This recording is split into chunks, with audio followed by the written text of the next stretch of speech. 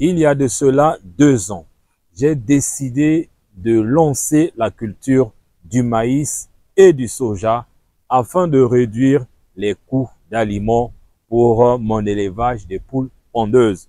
Vous le savez bien, pour gagner vraiment de façon significative dans l'élevage, vous devez faire 2 choses. La première chose, c'est de réduire le coût de l'aliment. Et la deuxième chose, c'est d'avoir une bonne rentabilité, un bon rendement, c'est-à-dire un taux de ponte très élevé. Et c'est donc l'objectif que je suis en train de poursuivre jusqu'alors. Et le but de cette vidéo, c'est de vous faire le rapport complet de comment les choses se sont passées. Est-ce que j'ai atteint cet objectif? Si oui, pourquoi? Et si je n'ai pas atteint l'objectif, sinon, pourquoi? Afin de vous permettre d'être prudent et savoir qu'est-ce que vous devez faire pour atteindre cet objectif. Bonjour, je suis Jean-Cyr Mekamedep, auteur du programme Entreprendre et réussir en Afrique. Ma mission, c'est de vous aider à réussir dans l'agro-business en Afrique par la formation, par l'accompagnement et par l'expérience pratique de terrain. Dans cette vidéo, je vous fais donc le retour de terrain. N'oubliez pas de vous abonner sur la chaîne en cliquant sur le bouton s'abonner en bas de cette vidéo. Et si vous avez besoin des formations très complètes sur l'élevage des poules pondeuses, allez dans la description de cette vidéo. Commençons par parler de soja. Dans cette vidéo, on va parler d'abord de soja, mon expérience de terrain avec le soja de A à Z. Et dans la prochaine vidéo, nous parlerons de maïs. Alors, une chose que vous devez tout de suite savoir, c'est que si vous voulez cultiver le soja pour nourrir vos sujets, vous avez 2 activités parallèles que vous devez pratiquer. La culture de soja et l'élevage des poules pondeuses. 2 activités parallèles. Et qui dit 2 activités parallèles, qui dit 2 investissements différents en termes d'argent, en termes techniques, en termes de personnel, en termes de ceci. Ça, il faut avoir ça déjà à l'esprit parce que vous ne devez pas être surpris. Pour déjà réussir la culture de soja, il y a du boulot à faire. Il y a des étapes à suivre. Vous devez, par exemple, avoir les terres. Oui, vous ne pouvez pas cultiver si vous n'avez pas des terres. Et en dehors des terres, vous devez avoir, par exemple, les semences. Vous devez avoir des bonnes semences, les semences qui sont rentables. En dehors de ça, vous devez labourer. Voilà. Vous devez faire le labour. Et pour faire le labour, ça coûte de l'argent. Et pour après, vous devez semer. Voilà. Pour semer, ça coûte aussi du temps, de l'énergie et du personnel. En dehors de ça, vous devez entretenir. Et oui, vous devez entretenir votre champ. Et quand je parle de l'entretien ici, vous devez faire face, par exemple, aux mauvaises herbes. Voilà. Vous devez faire face aux insectes. Voilà. Et vous devez fertiliser. Vous devez fertiliser. Souffrez que je vous parle de tout ça pour que vous ayez conscience de quelle décision vous êtes en train de prendre si vous voulez faire ce que je fais. Et après cela, une fois que la plante, le soja a grandi, il faut maintenant récolter. Oui, il faut récolter avant de me lancer dans l'activité. Bon, je pensais que après ça s'arrête là et j'ai réussi, c'est bon. Non, ça ne s'arrête pas là. Vous n'avez fait que peut-être que la moitié du terrain. Après avoir récolté, vous devez décortiquer. Vous devez décortiquer votre soja. Vous devez avoir le soja grain. Et c'est pas fini. Vous n'avez pas encore atteint l'objectif. Après avoir décortiqué, vous n'allez pas donner le soja directement au sujet. Comme ça, vous devez donc, vous devez torréfier. Vous devez torréfier votre soja et une fois que le soja est torréfié, vous avez enlevé tout ce qui est huile. À ce moment-là, vous pouvez avoir le tourteau ou encore vous allez donner le soja pur. Voilà. Après, vous pouvez avoir soja pur que vous allez essayer maintenant de donner aux animaux. Et là, Voyez déjà toutes ces étapes. 1, 2, 3, 4, 5. On va dire 5, 6, 7, 8, 9, 10, 11 étapes que vous devez parcourir. À chaque étape, ça coûte quoi? À chaque étape, ça vous coûte temps, ça vous coûte argent, ça vous coûte connaissance, ça vous coûte énergie. Lorsque vous allez évaluer tout ça, ça vous fait déjà un certain coût. Parce que, rappelez-vous, le but, c'est de réduire le coût de l'aliment. Mais déjà, à partir de là, ça vous fait déjà un certain coût. Une fois que vous avez votre soja après torréfication, vous avez votre soja pur, à ce moment-là, il va falloir nourrir les bêtes, trouver donc des formules alimentaires qui vous permettent d'utiliser. Et c'est là que je vais en arriver. C'est là que j'ai eu vraiment des difficultés. Je vous apprends déjà qu'au moment où je suis en train de vous faire cette vidéo, j'ai arrêté la production du soja. Pour quelle raison? C'est par là que nous allons arriver. Faire ces étapes-là, pour moi, ce n'était pas un souci. Je les ai faites jusqu'au bout. Ce n'était pas un souci. En termes de rendement, je n'étais pas trop regardant parce que moi, l'objectif était de tester. Et de tester quoi? De tester l'alimentation de mes sujets. C'est l'objectif.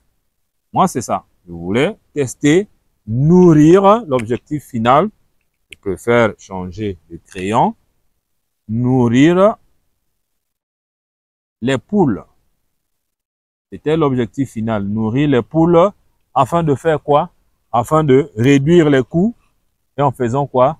Optimisant le rendement. Donc, augmenter le taux de pente. Donc, ici, taux de pente élevé. Voilà, taux de pente élevé. C'est ça l'objectif que j'étais en train de suivre. Maintenant, est-ce que je l'ai atteint? Je vous laisse vous-même trouver la réponse dans les détails que je vais vous donner maintenant. Déjà, avant de me lancer, moi, je ne savais pas que le soja pur était moins riche en protéines que le tourteau de soja. Colossale information que je viens de vous donner. Pourquoi? Parce que dans le soja pur, malgré la torréfication, et là encore, nous faisons de la torréfication artisanale. On prend le soja, on met dans une marmite, on met au feu, on commence à tourner pour essayer un peu d'enlever une partie des graisses, une partie d'huile. Je dis bien une partie, parce que c'est pas toute l'huile qui sort. Et ça, c'est déjà un souci. Ça fait que dans le soja pur que nous avons ici, il n'est pas totalement dépourvu de graisse ou encore d'huile. Donc, ça veut dire quoi? Ça veut dire que si vous avez 10 kilos de soja pur, mais sachez que vous n'avez pas 10 kilos de protéines. Parce que ce qu'on cherche dans le soja, c'est la protéine. Et vous allez avoir, par exemple, 5 kilos de protéines plus 5 kilos d'huile. C'est ça qui se passe. Maintenant, si vous, et c'est l'erreur que nous avons commise, si vous mettez dans votre formule ici 10 kilos de soja pur et pensant que vous aurez 5 et 10 kilos de protéines, c'est là que vous commettez erreur. Et c'est l'erreur que nous avons commise. Nous avons appliqué la formule en prenant le soja pur ici, en le mettant avec les autres ingrédients, mais pensant que cela, on allait avoir les résultats. Mais résultats obtenus, taux de pente faible. Donc, nous avons vu une chute libre de la pente. Chute libre de la pente. Objectif non atteint. Parce que nous avons commis cette erreur de nourrir uniquement nos poules avec du soja pur qui a été torréfié dans des conditions artisanales. Ça, c'est très important à le savoir, les amis. Ça veut dire quoi? Ça veut dire que s'il faut essayer un peu de maximiser la probabilité d'atteindre des bons résultats, à ce moment-là, il faut doubler la quantité de soja. Il n'y a que deux solutions. Je vais vous les partager pour que je puisse savoir, je puisse dormir tranquille en disant que je vous ai donné tous les secrets nécessaires.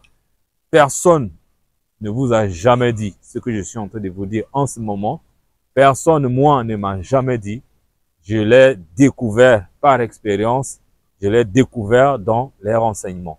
Si vous voulez avoir un taux de ponte élevé avec du soja pur, bien torréfié, ça c'est déjà ça. Donc, première chose, 1. Bien torréfier votre soja. Et là, certainement, il y a des gens qui arrivent à le faire, mais à la main, dans des conditions artisanales, c'est pas une garantie. Et non, si vous pouvez arriver à le faire, c'est très bien. 2. Doubler la quantité de soja dans votre formule. Donc, si vous avez besoin, par exemple, de 10 kg de protéines, parce que c'est ça qu'on cherche dans le soja ou le tourteau de soja, au lieu de mettre 10 kg de soja, vous allez mettre 20 kg. Voilà. 20 kg de soja pour avoir 10 kg de protéines. C'est clair? C'est pourquoi je dis doubler la quantité de votre soja. Et la troisième chose, c'est ajouter à votre formule que vous avez faite avec le soja pur, ajouter le tourteau de soja.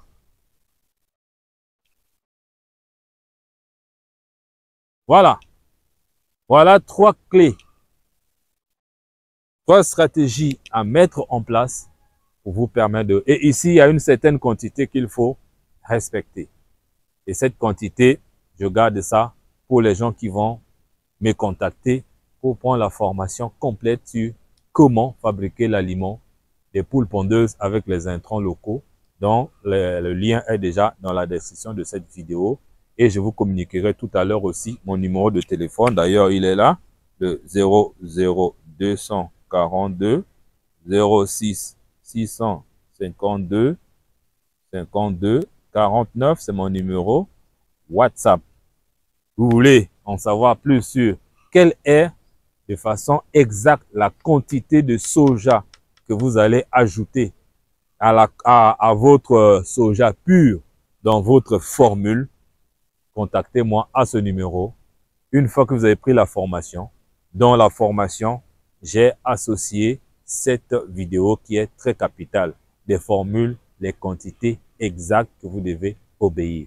Mais au moins, en ayant ça à l'esprit, vous comprenez que vous avez du boulot. Maintenant, moi, tout à l'heure, je vous ai dit que j'ai arrêté de produire le soja. Pour quelle raison? J'ai fait travailler mon mindset, mon esprit. J'ai réfléchi.